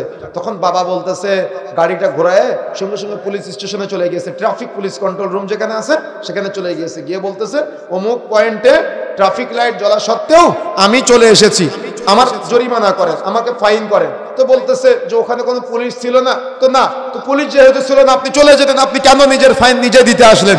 তখন বলতেছে যে কেউ তো দেখে নাই, কিন্তু আমার ছেলে যে দেখেছে। কথা বুঝেন না মনে হয়? এই অনুভূতি আপনার মধ্যে জীবনও জাগ্রত হবে না। আপনার ছেলেকে আপনি চুরি করা শিখান, মুদিখানার দোকান আছে, আপনি বলেন ওজনে কতটুকু কম দিতে হবে, এটা আপনি আপনার ছেলেকে শিখান। কিভাবে আপনি আপনার ছেলেকে এগুলো শিখাবেন? তাওহীদের শিক্ষা। আশ্চর্য সমাজের মানুষ আজকে আমরা। সুতরাং সতর্ক হতে হবে, সাবধান হতে হবে। এমন বাবা হতে হবে গাইরতওয়ালা বাবা, এমন মা হতে হবে গাইরত সম্পন্ন মা। আপনি মা বাড়িতে অবস্থান করবেন, মাগরিবের আজানের 15 মিনিট আগে আপনার সন্তান বাড়িতে আসবে, এমন গাইরতওয়ালা মা হতে হবে। কিন্তু আপনি মা জীবিত থাকা অবস্থায় আপনার ছেলে রাতের পর রাত, দিনের পর দিন, আপনার মেয়েটা রাতের পর রাত আরেকজনের বাড়িতে কাটায়, বাহিরে বাহিরে বান্ধবীদের বাড়িতে কাটায়, রাস্তাঘাটে সিগারেট মদের আড্ডায় বেড়ায়, ক্যারাম বোর্ডের আড্ডায় বেড়ায়, আর আপনি ভাবতেছেন আপনার সন্তান আদর্শিত হচ্ছে, কোশ্চিনকালে সম্ভব না। কিয়ামতের মাঠে যখন আপনি দাঁড়াবেন, আল্লাহ বলছেন ওয়াজুহু ইয়াউমাইদিন খাশিআ, সেদিন অনেক চেহারা হবে অবনত, লাঞ্ছিত, অপদস্থ। অর্থাৎ আপনি যখন দাঁড়াবেন তখন অপমানিত, অপদস্থ, লাঞ্ছিত অবস্থায় দাঁড়াবেন। ইযা যুলজিলাতিল আরদু জিলজালাহা, পরের আয়াতে আল্লাহ বলছেন আখরাজাতিল আরদু আসকালাহা, যখন কিয়ামতের মাঠে মানুষ দাঁড়াবে তখন মানুষ আফসোস করবে আর বলবে হায় আফসোস, আমি কেন আমার সন্তানকে মানুষ করতে পারি নাই, আদর্শিত করতে পারি নাই, তার কারণে আজকে আমার জাহান্নাম হয়ে যাচ্ছে। তাহলে কি করতে হবে? এই জন্য প্রিয় বন্ধুরা আমার, মাইকের আওয়াজ যত দূর পর্যন্ত যাচ্ছে, নিজেকে সতর্ক করতে হবে, নিজেকে সাবধান করতে হবে, নিজেকে পরিবর্তনের চেষ্টা করতে হবে। এখন আসুন যুবক ভাইয়েরা যারা আছেন, রাসূলুল্লাহ সাল্লাল্লাহু আলাইহি ওয়াসাল্লাম বলছেন সালাসাতুন কদ হারামাল্লাহু আলাইহিমুল জান্নাহ, 3 শ্রেণীর ব্যক্তির উপরে জান্নাত হারাম। তার মধ্যে 2 নম্বরটা হচ্ছে ওয়ালা আক্কে, পিতামাতার নাফরমানকারী ব্যক্তির উপরে জান্নাত হারাম। অপর হাদিসে রাসূলুল্লাহ সাল্লাল্লাহু আলাইহি ওয়াসাল্লাম বলছেন সন্তানের কোনো আচরণে পিতামাতা কষ্ট পেয়ে যদি ওহ শব্দ করে, তাহলে ওই সন্তান জান্নাতে যাবে না। এই জন্য যুবক ভাইরা যারা আছেন, হয়তো পিতামাতা আপনাকে পথ দেখাতে পারে নাই, কিন্তু আল্লাহ আপনাকে জ্ঞান দিয়েছে, আল্লাহ আপনাকে ইলম দিয়েছে। আপনি আপনার জ্ঞান, আপনি আপনার ইলম অনুযায়ী এমন ভাবে দুনিয়াতে চলবেন যাতে করে আপনার বাবা আপনাকে পথ না দেখালেও আপনি সন্তান এমন ভাবে আমল করবেন যাতে করে আপনার বাবা আপনার দেখে লজ্জা পেয়ে দেখে যে বাবার দাড়ি নাই কিন্তু সন্তান দাড়ি রেখে দিয়েছে। গতকাল রাত্রের দিনাজপুরের মাহফিলে প্রশ্ন করতেছে যে বাবা সিগারেট বিক্রয় করে, তাহলে সন্তানের কি ইবাদত কবুল হবে? কথা বুঝেন না? নিজের ছেলে প্রশ্ন করতেছে যে আমার বাবা সিগারেট বিক্রয় করে, তার মানে বাবার প্রতি কতটুকু ক্ষোভ সন্তানের, যে আমার বাবা হারাম ইনকাম করে, হারাম উপার্জন করে, কিন্তু বাবারা বুঝে না। যুবক ভাইরা যারা আছেন, যুবতী বোনেরা যারা আছেন, পিতামাতা যতক্ষণ পর্যন্ত ইসলাম বিরোধী কোনো কথা না বলবে ততক্ষণ পর্যন্ত পিতামাতার কথা মতো চলতে হবে, খেদমত করতে হবে, সেবা করতে হবে। যদিও বাবা মা মুসলিম হয় তবুও তাদের সাথে সদাচরণ করতে হবে। কিন্তু বাবা মা যদি আপনাকে কোনো অন্যায় পথে আহ্বান করে তাহলে আপনি সেটার সাথে কখনো সম্পৃক্ত হবেন না। সেটা মান্য করা আপনার জন্য জরুরি না, সেটা মান্য করা আপনার জন্য ফরজ না। কথা বুঝতে পেরেছেন? এই জন্য সর্বাবস্থায় যুবক ভাইদের প্রতি প্রথম নসিহা, বাবা মা যেন আপনার কোনো কারণে কষ্ট পেয়ে ওহ শব্দ না করে, বরং বাবা মা যদি কোনো ভুল করে তাহলে আপনি সুন্দর আচরণের মাধ্যমে, সুন্দর ব্যবহারে বাবা মাকে পরিবর্তন করার চেষ্টা করবেন, দাওয়াত দেওয়ার চেষ্টা করবেন। 2 নম্বরে কোনো প্রকাশ্যে পাপ অপরাধে জড়ানো যাবে না। বিশেষ করে মাদক দ্রব্যের সাথে যারা জড়িত তাদেরকে সতর্ক করে বলতে চায়। কেন? এ ব্যাপারে লাজনার স্পষ্ট ফতোয়া হলো, রাসূলুল্লাহ সাল্লাল্লাহু আলাইহি ওয়াসাল্লাম থেকে বিস্তারিত আলোচনা নিয়ে তারা এইভাবে বলেছেন, যে ব্যক্তি প্রকাশ্যে মদ্যপান করে তারা জানাজার সালাতে কোনো ঈমানদাররা অংশগ্রহণ করবে না। যারা তার মানে যারা প্রকাশ্যে মদ্যপান করে ঘুরে বেড়ায় এদের জানাজার সালাতে কোনো ঈমানদার অংশগ্রহণ করবে না। 2, রাসূলুল্লাহ সাল্লাল্লাহু আলাইহি ওয়াসাল্লাম বলছেন লা ইয়াদখুলুল জান্নাতা মুদমিনুল খামার, যে ব্যক্তি নেশা জাতীয় দ্রব্য সেবন করে সে জান্নাতে প্রবেশ করবে না। 3, রাসূলুল্লাহ সাল্লাল্লাহু আলাইহি ওয়াসাল্লাম বলছেন সালাসাতুন কাদ হারামাল্লাহু আলাইহিমুল জান্নাহ, 3 শ্রেণীর ব্যক্তির উপরে জান্নাত হারাম। তার মধ্যে 1, মুদমিনুল খামার, যে ব্যক্তি নেশা জাতীয় দ্রব্য সেবন করে তার জন্য জান্নাত হারাম। 4, রাসূলুল্লাহ সাল্লাল্লাহু আলাইহি ওয়াসাল্লাম বলছেন যে ব্যক্তি একবার নেশা জাতীয় দ্রব্য সেবন করে তার আগামী 40 দিনের ইবাদত কবুল হবে না। 5, যে ব্যক্তি নেশা জাতীয় দ্রব্য সেবন করে তার এই অপরাধটা এত জঘন্যতম অপরাধ, নিজের মা, নিজের খালা, নিজের ফুফুর সাথে জিনা করার সমতুল্য অপরাধ। নাউযুবিল্লাহ। এখন মাদকের নির্দিষ্ট কোনো লিস্ট নাই, যে জিনিস বেশি খেলে ব্রেনের বিঘ্নতা ঘটে সেটা অল্পটাও হারাম। কিন্তু আজকে যুব সমাজ নিজের মা খালা ফুফুর সাথে জেনায় লিপ্ত আছে, আজকে মুরব্বীরা নিজের মা খালা ফুফুর সাথে জেনায় লিপ্ত আছে, নিজেদের জন্য জান্নাতকে হারাম করে নিয়েছে, নামাজ রোজা হজ যাকাত সব বাতিল বরবাদ করে ফেলেছে। অর্থাৎ মদখোর, জুয়াখোর, ফেন্সিডিলখোর, হিরোইনখোর, বিড়িখোর, সিগারেটখোর, গুলখোর, জর্দাখোর, তামাকখোর, এই অপবিত্র বস্তু আপনি যাই খান না কেন আপনার তো হারামে জর্জরিত হয়ে যাবে, এই দেহ জান্নাতে প্রবেশ করবে না। আবারও বলি, মদখোর, জুয়াখোর, ফেন্সিডিলখোর, হিরোইনখোর, বিড়িখোর, সিগারেটখোর, গুলখোর, জর্দাখোর, তামাকখোর, এই অপবিত্র বস্তু আপনি যাই খান না কেন আপনার তো হারামে জর্জরিত হয়ে যাবে, এই দেহ জান্নাতে প্রবেশ করবে না। হুজুরে খেলে হুজুরের জান্নাত হারাম, হাজী সাহেব খেলেও হাজি সাহেবের জন্য জান্নাত হারাম। এই জন্য সতর্ক হতে হবে, সাবধান হতে হবে। আল্লাহ রাসূল বলছেন লা ইয়াদখুলুল জান্নাতা মুদমিনুল খামর, যে ব্যক্তি নেশাজাত দ্রব্য সেবন করে সে জান্নাতে যাবে না, তার জন্য জান্নাত হারাম। সুতরাং যুবক ভাইরা যারা আছেন, প্রকাশ্যে মদ্যপান করা এবং গোপনে মদ্যপান করা থেকে অবশ্যই আপনাদের বিরত থাকতে হবে। কেন? যুবক বয়সের আমল আল্লাহর কাছে অত্যন্ত প্রিয়, আল্লাহর কাছে অত্যন্ত গুরুত্বপূর্ণ। এই জন্য যুবক বয়সে বেশি বেশি গোপন আমল করবেন। আল্লাহ রাসূল বলছেন যে যারা আরশের ছায়ায় স্থান পাবে তার মধ্যে এক শ্রেণীর যুবক, এক শ্রেণীর যুবতী তারাই যারা ওই ফজরের সময় মসজিদ থেকে বের হয়ে মন টানা দেওয়া থাকে, কখন জোহরের সময় হবে জোহরের সময় বের হয়ে মনটা টানা দেওয়া থাকে, কখন আসরের সময় হবে আসরের সময় বের হয়ে মনটা টানা দেওয়া থাকে, কখন মাগরিবের সময় হবে মাগরিবের সময় বের হয়ে মনটা টানা দেওয়া থাকে, কখন এশার সময় হবে, আবার তাহাজ্জুদের জন্য ওঠার জন্য মোবাইলে অ্যালার্ম দিয়ে রাখে। তার মানে এটাই, এমন যুবক যদি হওয়া যায় তাহলে আপনার জন্য আরশের ছায়ায় স্থান থাকবে। সুতরাং যুবক ভাইরা হারাম থেকে বের হয়ে এসে আরশের ছায়ায় স্থান পাওয়ার প্রচেষ্টা চালাতে হবে। এমন স্থান যেখানে আপনি কিয়ামতের মাঠে সবাই নাফসি নাফসি করবে, সবাই কঠিন বিভীষিকাময় পরিস্থিতিতে থাকবে, সূর্য মাথার নিকটবর্তী এই কঠিন বিভীষিকাময় পরিস্থিতিতে আপনি যেন আরশের ছায়ায় স্থান পেতে চায়। আপনারা কি চান? যারা কথা বলেন না আপনারা চান নাই? আপনারা কি চান? যদি চান তাহলে তওবা করে ফিরে আসতে হবে। বিশেষ করে যুবক ভাইদেরকে যে নসিহত করলাম, প্রথম বাবা মা যতক্ষণ পর্যন্ত ইসলাম বিরোধী কোনো কথা না বলবে ততক্ষণ পর্যন্ত বাবা মার কথা মতো চলতে হবে, খিদমত করতে হবে, সেবা করতে হবে। দুই, হারাম এই ধরনের যত খাদ্যদ্রব্য আছে, পানীয় আছে, এগুলা থেকে অবশ্যই বিরত থাকতে হবে। হারাম কোনো পানীয় যেন আপনার শরীরে প্রবেশ না করে। যে শরীর হারাম খাদ্য দ্বারা গঠিত ওই দেহ কখনো জান্নাতে প্রবেশ করবে না। 3 নম্বরে যুবক যুবতী যারা আছেন তাদেরকে মনে রাখতে হবে নারীদের পর্দা অটুট রাখতে হবে এবং পুরুষের পর্দাও অটুট রাখার চেষ্টা করতে হবে। দায়িত্বহীন ভাষায় বলে যেতে চাই, মনে রাখার চেষ্টা করতে হবে। আজকে আমাদের সমাজের যুবতী বোনেরা কলেজ ইউনিভার্সিটিতে গিয়ে তারা নিজেদের জীবন যৌবন সব উৎসর্গ করে দেয়, আর অভিভাবকরা মনে করে যে আমার মেয়েটা তো ভালো শিক্ষা অর্জন করতেছে, কিন্তু আপনি শিক্ষা অর্জন করতে পাঠিয়েছেন আপনার মেয়েটাকে, আর আপনার মেয়েটা অমুক ভার্সিটিতে গিয়ে আরেকটা ছেলের উরুর উপরে মাথা রেখে সে প্রকাশ্যে মাঠের মধ্যে ঘুমায় থাকে। তাহলে আপনার মেয়েটাকে আপনি কি শিক্ষা অর্জন করার জন্য পাঠালেন? কথা বুঝেন না মনে হয়। কথা কি বুঝতে পেরেছেন? আপনার মেয়েটা রাস্তায় ঘুরে বেড়ায়, ও যখন রাস্তা দিয়ে ঘুরে বেড়ায় তখন সে মাফলারের মতো করে ওড়নাটা পরে, গেঞ্জি গায়ে রাস্তায় ঘুরে বেড়ায়। তাহলে নির্লজ্জ সমাজ আজকে কোথায় গিয়ে পৌঁছেছে আপনি কিভাবে বিবেচনা করবেন? আপনি কিভাবে চিন্তা করবেন? আপনি কিভাবে গবেষণা করবেন? আপনি কিভাবে ভাববেন? আপনি একটু আমাকে বুঝান। সুতরাং প্রিয় বন্ধুরা আমার, যে কথা বলতে চাচ্ছিলাম মনে রাখার চেষ্টা করতে হবে। রাসূলুল্লাহ সাল্লাল্লাহু আলাইহি ওয়াসাল্লাম বলছেন যাদের জন্য জান্নাত হারাম তার মধ্যে আরেক শ্রেণীর ব্যক্তি তারা হলো দাইয়ুস। দাইয়ুসকে আল্লাযী ইউকরু ফি আহলিল খাবাস, যে তার পরিবারে পর্দা চালু রাখে না তার উপরে জান্নাত হারাম। তার মানে ওই যে মেয়েটা রাস্তায় বেপরদায় চলাফেরা করে, বুকে পিঠে ওড়না দেয় না, ওড়নাকে মাফলারের মতো করে ঘুরে বেড়ায়, তাদের অভিভাবকদের জন্য বলা হয়েছে তাদের জন্য জান্নাত হারাম। কিভাবে বিবেচনা করবেন আপনি? আপনার মেয়েটাকে আপনি একা একা স্কুলে ছেড়ে দিলেন, একা একা কলেজে ছেড়ে দিলেন, একা একা ভার্সিটিতে ছেড়ে দিলেন, আপনার মেয়েটার পর্দার দায়িত্ব আপনি নিলেন না। এখন মেয়েরা পর্দা করে বাবার কাছ থেকে বোরখা কিনে নেয়, অর্থাৎ জামার চাইতেও বোরখাটা খারাপ, জামার চাইতেও বোরখাটা খারাপ। তার মানে বোরখা এখন আকর্ষণ সৃষ্টির মাধ্যম হয়ে গিয়েছে। বোরখার কত রকম ডিজাইন, বোরখার কত রকম ঢকজুত, বোরখার পিছনে আবার বেল্ট উঠেছে আজকে, দেখেছেন না আপনারা? আপনারা প্যান্টের বেল্ট পরেন না যুবক ভাইয়েরা? এই প্যান্টের বেল্টের মতো বোরখায় বেল্ট পাওয়া যায় আজকে। এখন আমি যদি আপনাকে বলি বেল্ট বেঁধে যদি শরীরের গঠন বোঝাতে হয়, ওই বোরখা পরা দরকার আছে? কথা বোঝেন নাই কেন? ওই বোরখা পরা দরকার আছে? বেল্ট বেঁধে যদি শরীরের গঠন বোঝাতে হয় ওই বোরখা পরার কোনো দাম নাই। যাদের বোরখার পিছনে বেল্ট আছে এই বেল্ট আজকে রাত্রে বাড়িতে গিয়ে আগে কেসি দিয়ে কেটে ফেলবেন।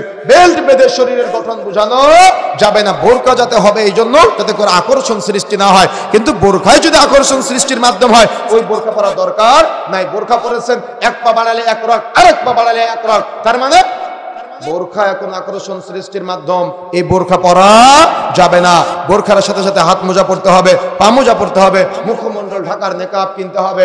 তার মানে একজন নারীর পর্দা হবে 100% পর্দা। আমি আপনাদের কাছে একটা প্রশ্ন করি, বলেন তো নারীর সৌন্দর্য দেখতে পারে কে?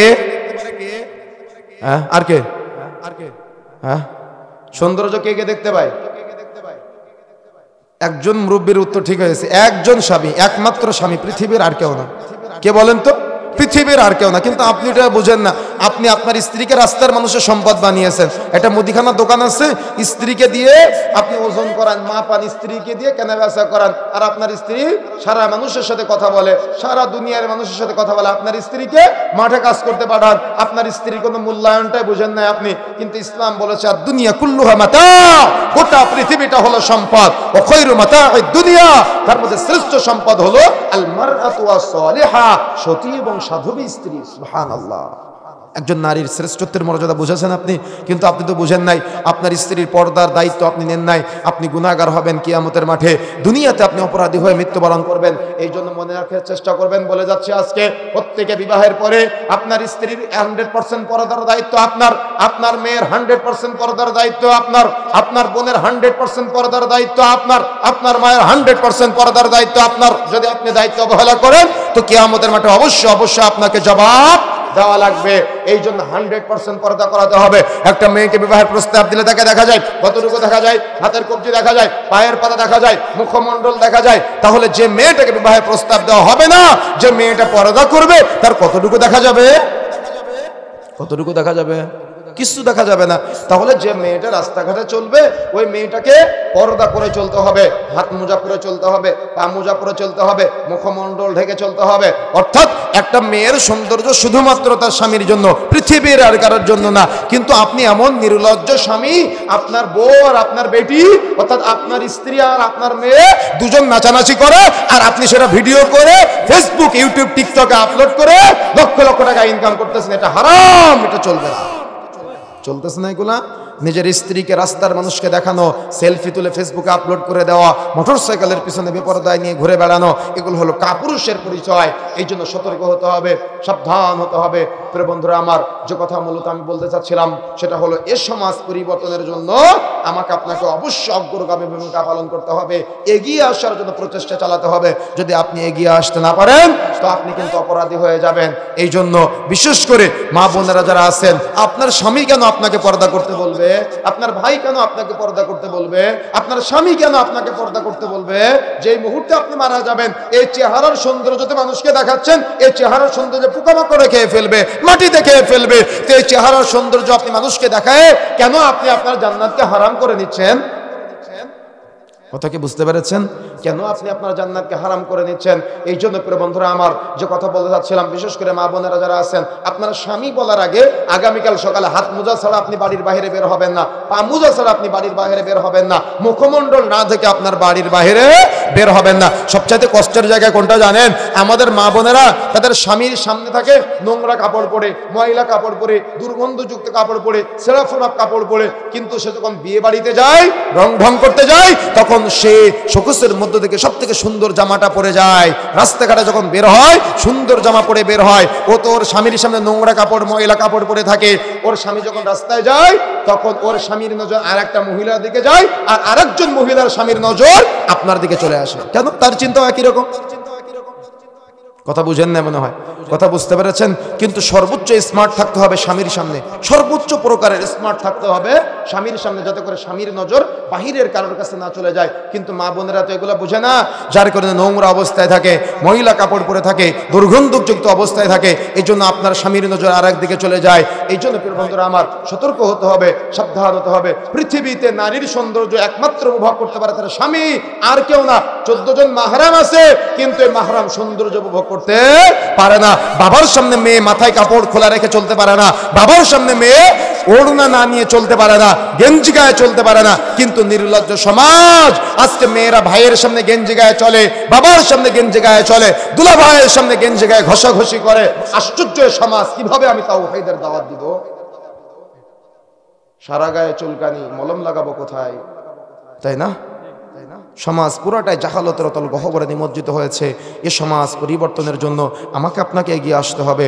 এ সমাজ পরিবর্তনের জন্য আমাকে আপনাকে ফিরে আসতে হবে। যদি আমি আপনি ফিরে না আসি, তাওহীদের নিকটবর্তী না হই, সুন্নতের নিকটবর্তী না হই, তাহলে কিন্তু আমরা পশ্চিমকালে সুখময় জান্নাত লাভ করতে পারবো না।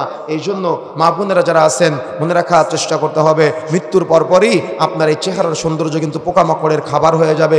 এই জন্য এই দুনিয়াতে সামান্য এই ওই মহিলারা যখন বাড়ির বাইরে যায়, আল্লাহ রাসূল বলছেন তার দিকে যুবকরা এমন খারাপ দৃষ্টিতে তাকায়, যদি মহিলারা এটা জানতো তাহলে কখনো তারা বেপরদায় বাড়ির বাইরে যেত না। আপনার দিকে অনেক কুনজরে তাকায়, অনেক খারাপ নজরে তাকায়। সুতরাং সতর্ক হতে হবে, সাবধান হতে হবে, 100% পর্দা করে বাড়ির বাইরে যেতে হবে। আর যারা যুবক ভাইরা আছেন, এটা আপনার গুরু দায়িত্ব, বড় দায়িত্ব। আপনার শরীরে রক্ত থাকা অবস্থায় যদি আপনার স্ত্রী 100% পর্দা না করে, তাহলে আপনার স্ত্রী পরিবর্তন করে নতুন স্ত্রী নিয়ে আসার চেষ্টা করবেন। যদি পর্দা করে তাহলে আলহামদুলিল্লাহ, পর্দা না করলে দাওয়াত দিবেন, দাওয়াত দিতে দিতে দিতে দিতে যদি দাওয়াত গ্রহণ না করে তাহলে স্ত্রী পরিবর্তন করবেন। ওই যে ইব্রাহিম আলাইহিস সালাম যেভাবে বলেছিলেন চৌকাঠ পরিবর্তনের জন্য, যদি আপনি পরিবর্তন না করেন তাহলে আপনার সন্তানেরা বেপরদায় চলবে, আপনার সন্তানেরা বেনামাজি হবে, আপনার সন্তানেরা গুনাহগার হবে। এই জন্য অবশ্যই অবশ্যই এই ব্যাপারে গুরুত্ব দিতে হবে। বোন, অবশ্যই আপনার স্বামীর বাড়িতে 100% পর্দা করতে হবে। যারা শাশুড়ি আছেন, আপনারা বুঝেন না, গ্রাম অঞ্চলের মহিলারা এই কথাগুলো বোঝার চেষ্টা করে না। আমি আজকে বলে যাচ্ছি, মাইকের আওয়াজ যতদূর পর্যন্ত যাচ্ছে আমার কথাকে বিবেচনা করার চেষ্টা করবেন। অবশ্যই আপনার বৌমার পর্দার দায়িত্ব আপনাদের। কথা বুঝেন নাই? আপনার বৌমা আপনার মেয়ের জামাইয়ের ভাত বেড়ে খাওয়াবে, এজন্য আপনার বৌমা না। আবার আপনি আপনার ছেলের কাছে অভিযোগ করলেন, আবার আপনি কাপুরুষ আপনার স্ত্রীকে পিটালেন, কেন? আপনার বোনের জামাইয়ের ভাত বেড়ে খাওয়ায় নাই, তাই তো বিয়ে করেছেন কেন? বোনের জামাইকে ভাত বেড়ে খাওয়াবে, তাই? কথা বুঝেন না মনে হয়। সমাজের মানুষ মনে করে ভাবি হলো মায়ের সমতুল্য, কিন্তু ইসলাম বলেছে ভাবি হলো মৃত্যু সমতুল্য। আর আমাদের সমাজের মানুষ এটাকে মায়ের সমতুল্য বলে আজকে জেনায় লিপ্ত হচ্ছে সমাজের মানুষ। এজন্য সতর্ক হতে হবে। আপনার দেবর আপনার চেহারা দেখতে পারে না, আপনার ভাসুর আপনার চেহারা দেখতে পারে না, আপনার বোনের জামাই আপনার চেহারা দেখতে পারে না। তার সাথে বসে বসে আপনি খোশ গল্প করেন। লজ্জা শরম আছে আপনার? লজ্জা শরম থাকবে কিভাবে? শরীয়তেরই তো জ্ঞান নাই। মাহারাম নন মাহারাম বোঝেন? আপনার স্ত্রীর চেহারা কয়জন দেখতে পারে? কয়জন? রাস্তার সবাই, বাজারের সবাই, দোকানের সবাই, মার্কেটের দোকানদারেরা। আপনার স্ত্রী তো রাস্তায় গিয়ে ভাইয়া ভাইয়া করে দোকানদারদের সাথে, তাই না?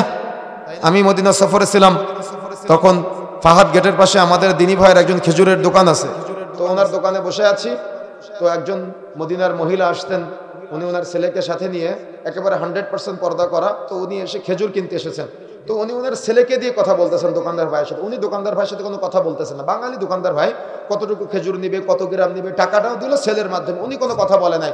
তখন আমি দোকানদার ভাইকে জিজ্ঞাসা করলাম, আমাদের দিনী ভাই, যে ভাইজান উনি কেন কথা বললো না?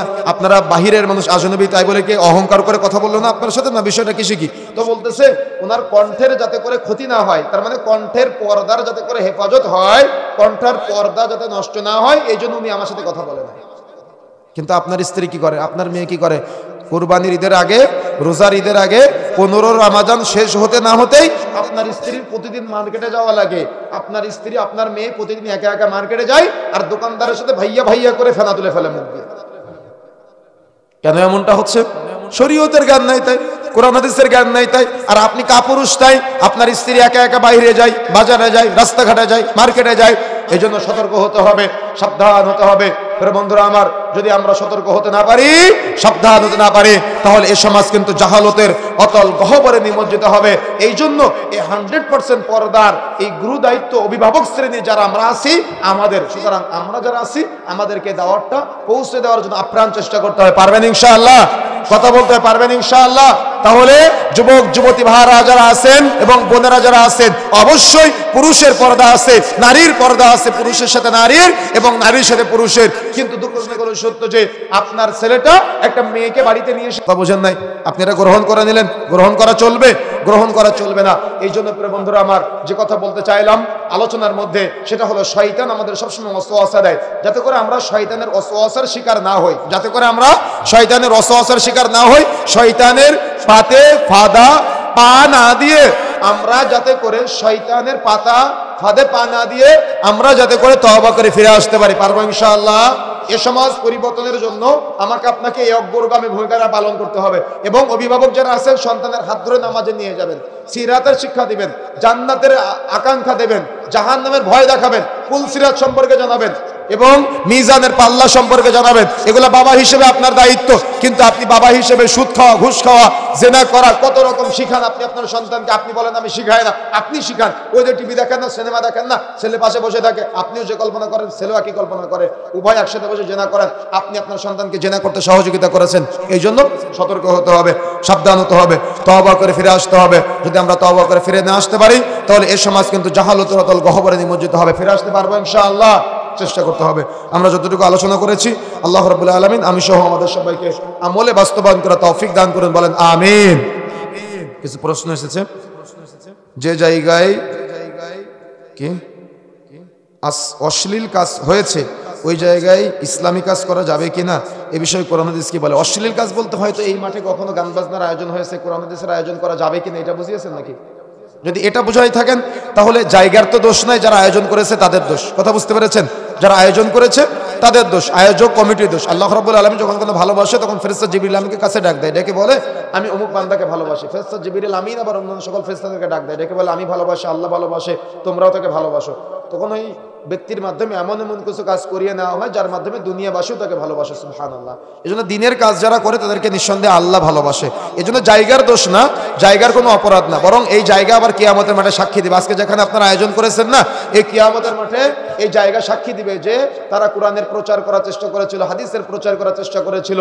আবার এই জায়গায় যদি আপনি গান বাজনার আয়োজন করেন তাহলে মাটির নিচে তো একদিন যাওয়া লাগবে, যেতে হবে না?